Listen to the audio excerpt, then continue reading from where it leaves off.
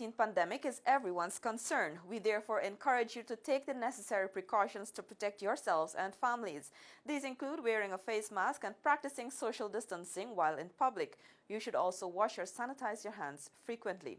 Welcome to Info Hub for Wednesday, August 26th. Thank you for joining us as we continue to highlight the work of the PPPC government aimed at improving the quality of life for all Guyanese. His Excellency Dr. Mohamed Irfan Ali, President of the Cooperative Republic of Guyana, has received a congratulatory letter from President of the Federative Republic of Brazil, His Excellency Jair Bolsonaro, who expressed his desire to see strengthened cooperation between the two nations.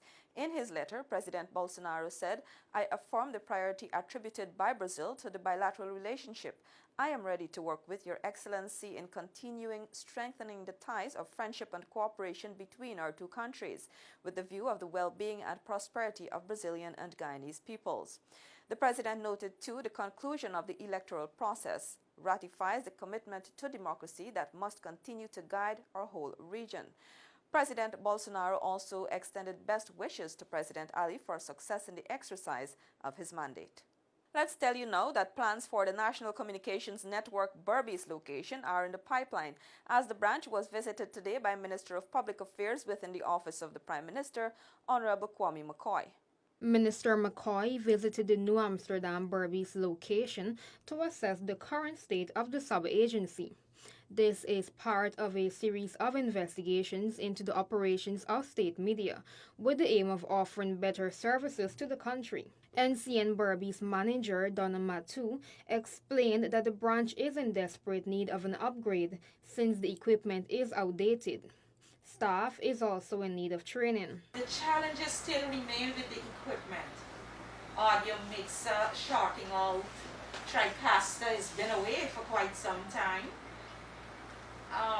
Where we've kind of fixed the internet is much better. That was a major one. She noted that sharing the compound with the New Amsterdam Technical Institute has been a major challenge. The location has been an issue for us. The reach. It's not that we have an independent entrance, so you have to go through the laws and the stringent things that the TI will put in place. Transmission operator Sohan Matadine also informed the minister that for the past 2 years he had to take on the task of marketing as well as other roles. Minister McCoy said that the works are ongoing to have a new board installed to deal with the issues of the company. There are serious issues here. We have to work towards resolving them.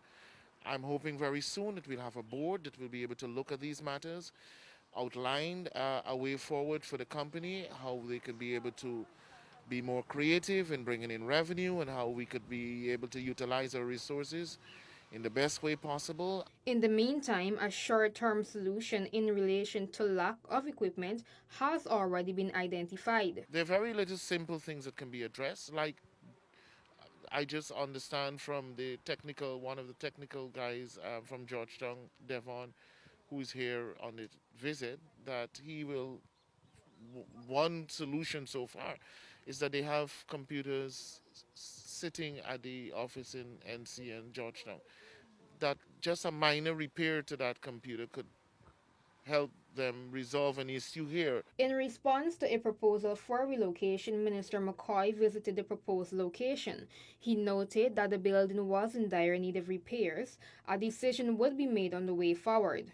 For InfoHub, Akishi Budi. Good news! Residents of Lust-en-Rus will be benefiting from the installation of streetlights, complements of the GuySuCo Construction and General Services Incorporated and La Rose Electrical Supplies and Construction. 20 of the lights were handed over to the Ministry of Housing and Water by Chief Executive Officer of GuySuCo, Kamal Singh, while another 10 were pledged by proprietor of La Rose Electrical Supplies and Construction, Kwesi La Rose. Minister within the Ministry of Housing and Water, Honorable Susan Rodriguez, was present at the handing over ceremony. GuySuCo CEO Kamal Singh expressed his satisfaction that he was able to provide the assistance, which will see residents of Lust-en-Rus benefiting. So over the last 2 days, we had a grader and a roller working in the village here to get this road to a smooth condition where vehicle can move through very easily.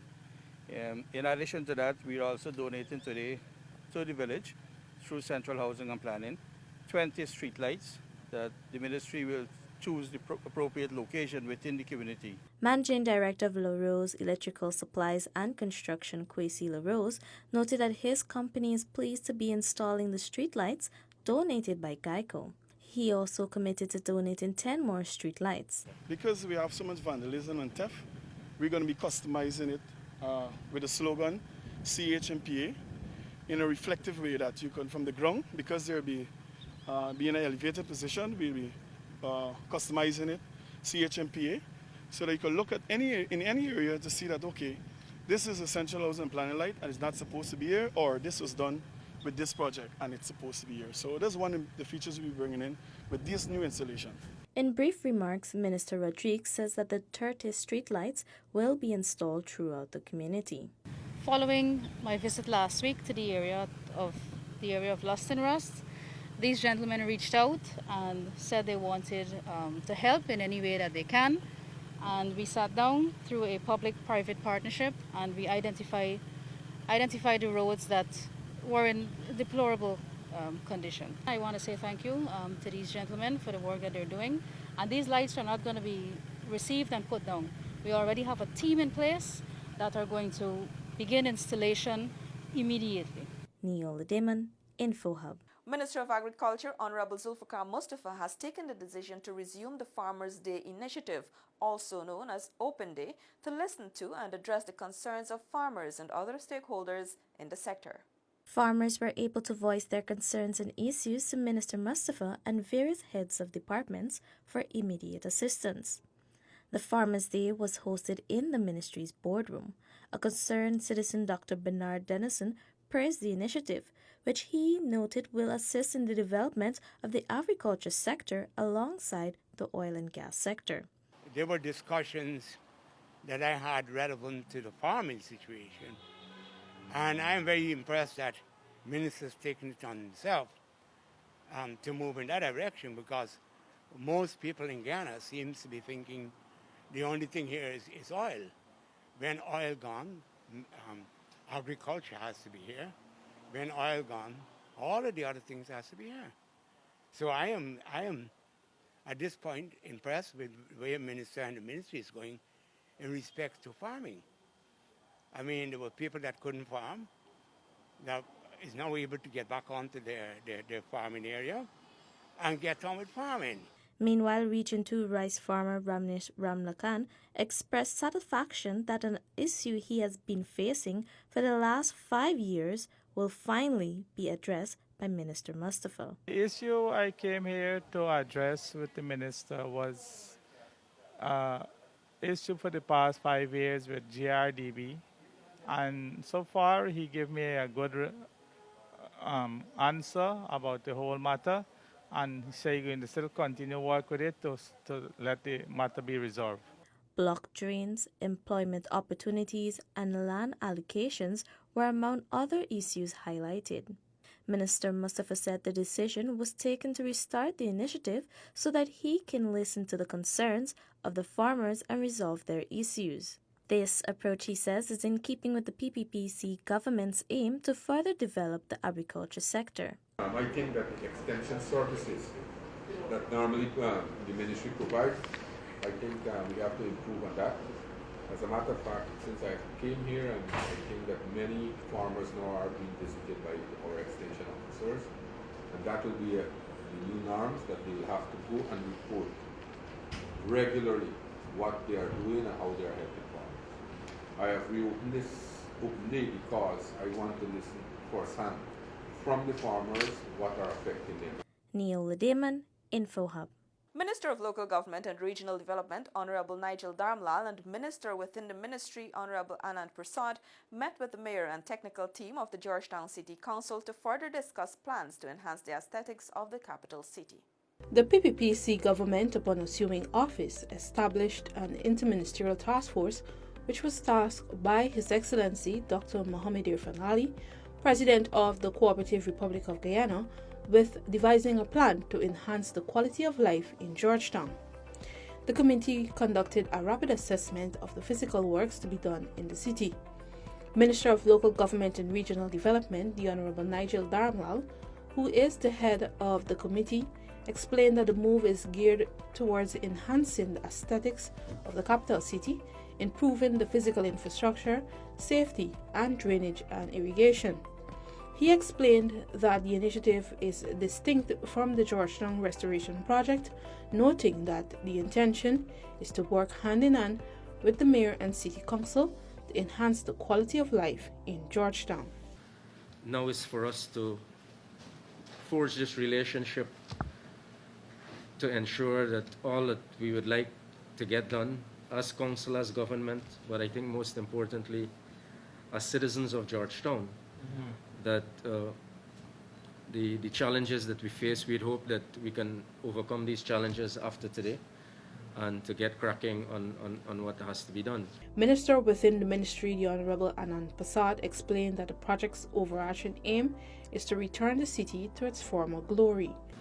We want Georgetown to return to its pristine glory, and we want you to collaborate with us in a meaningful way, a sustainable way, in which we can return our city to the pristine way it was. Wednesday's meeting was hosted following a request by Mayor of Georgetown, His Worship Uwedge Narain. He assured that the MNCC is willing to work along with the government on the initiative. Snickle Thorne, Info Hub. More news after this short break. Stay with us. Daddy!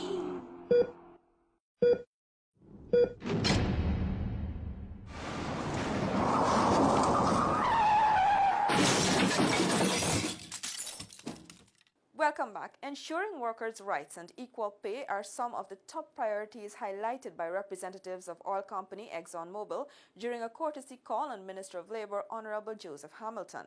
The brief meeting held between representatives of ExxonMobil and Minister Hamilton highlighted a number of welfare issues aimed to improve the lives of employees in the oil and gas industry. Our expectation is that workers must be paid equally for equal jobs, and I have indicated to Exxon that there are allegations in the industry that expatriate employees are being paid presently more than Guyanese employees, in my view. I said to them that honestly, I've heard these conversations and allegations referring to their subcontractors. And I said to them, you have an obligation and a responsibility to ensure that the subcontractors and your contractors follow the principle of equal pay, equal job. Minister Hamilton highlighted the need for workers in the industry to be able to participate in a union, a right enshrined in the Constitution of Guyana. They have to facilitate the employees to be unionized if they want to be unionized, to join unions if they want to join unions, or if they just want to have workers' representative organization within the company, so that their interests can be represented to the company. And I think it makes more sense to me, business-wise. It is the mandate of the Labor Ministry to ensure that employees in the oil and gas sector receive their benefits and ply their trade in accordance with the occupational safety and health stipulations. Issues are to ensure the oil and gas industry facilitate labor offices to do visitation offshore and even onshore engagement with oil and gas companies. Also, our occupation health and safety offices also be facilitated to do the inspections. Exxon is undertaking to link. They have a department that deals with these matters in the industry, to have them sit down at the technical level with our people here, that is Labor Department, and with the Occupation Health and Safety Department, so that they can together work out the protocols, how this will happen. And I indicated to them, I need for this to happen expeditiously. For InfoHub, Ayana George. To address the backlog of house lot applications, the new housing ministers will meet with National Industrial and Commercial Investments Limited NICIL over the development of lands previously owned by the Guyana Sugar Corporation GuySuCo. NICIL, which had oversight over the privatization process for GuySuCo, sold approximately 1,000 acres of land to the Central Housing and Planning Authority. These transactions to date remain incomplete. The meeting set for Friday is to fast-track that process. Minister of Housing and Water, Honorable Colin Crowell, addressed the matter on the sidelines of a visit to Lust-en-Rus on Tuesday. I'm meeting with the head of NICIL by the end of this week. We're meeting on Friday morning, in fact, and that is for us to address the backlog of the transfers of land to Ministry of Housing and Water so that we can fast-track the allocation of house lots and to put the infrastructure in place too. Because, you know, we have an aggressive drive and we're talking a minimum of 50,000 house lots within the next 5 years. But it's not only about just sharing out a letter to say you have been allocated. It's about putting the infrastructure of the road network, the water network, the electricity network. And so that was complete the housing area. And that is our focus over the next couple of years.